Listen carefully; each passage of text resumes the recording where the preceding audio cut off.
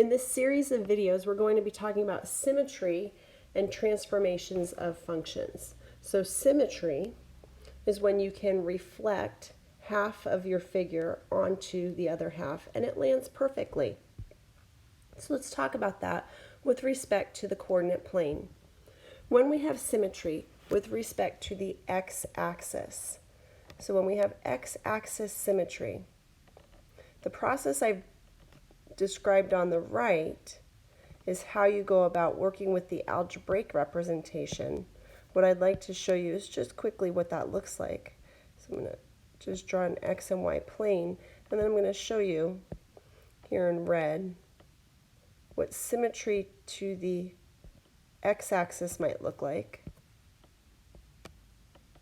So if I have half of my figure above the x-axis, the other half is going to be right below the x-axis. So that would be an example of x-axis symmetry. This is not a function. So this is not a function. Not a function. It's going to fail that vertical line test. Algebraically, to determine whether or not your function has x-axis symmetry, you're going to leave the x variable alone and you're going to replace y with negative y. If after simplifying you get the same equation that you started with, then you have symmetry to the x-axis. Okay, y-axis symmetry is when your figure has has symmetry with respect to the x-axis or y-axis.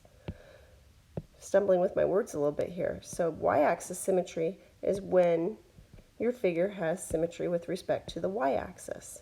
So again, I'm going to draw the easiest picture that you can see. So here's my y-axis right here. What's on the right is also going to be on the left. You can fold it right on that y-axis and it lands on itself. This is a function. So this is an example of a function.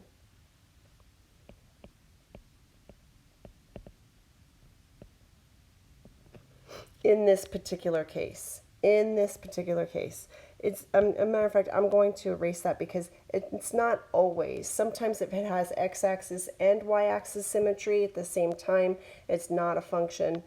X-axis symmetry will never be a function. Y-axis symmetry, and what we're going to deal with is most of the time a function, but not always. Not always. So algebraically, again, how you do that is you leave y alone and you replace x with negative x. And if after simplifying you have the same equation, then you have symmetry with respect to the y-axis. And then we have symmetry with respect to the origin. So symmetric with respect to the origin. This is when we replace both x and y with their negatives. If after simplifying you get the same equation, then you have symmetry with respect to the origin. And again, I'm just going to draw a quick picture of an example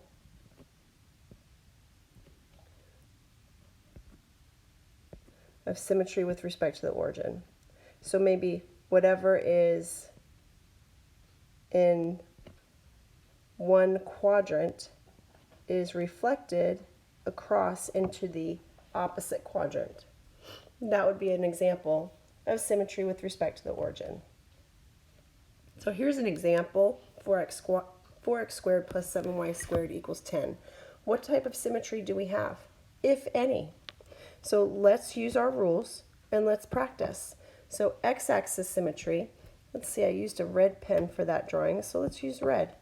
X-axis symmetry, we're going to replace y with negative y. So I'll have 4x squared plus 7 times negative y squared equals 10. And now I'm going to simplify. 4x squared, negative y times negative y is still a positive, so I'm going to have positive y squared times positive 7 is 7y squared equals 10. So after simplifying, I have the same equation I started with. Same equation, original, I might even say original equation that I started with. Up there. Therefore, that's what these 3 dots means. Therefore, we have x-axis symmetry.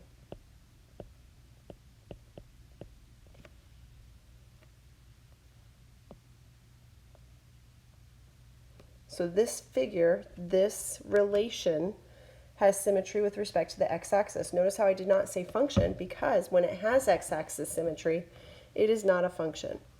Now let's move to the y-axis, because it could also have y-axis symmetry. So let's try that.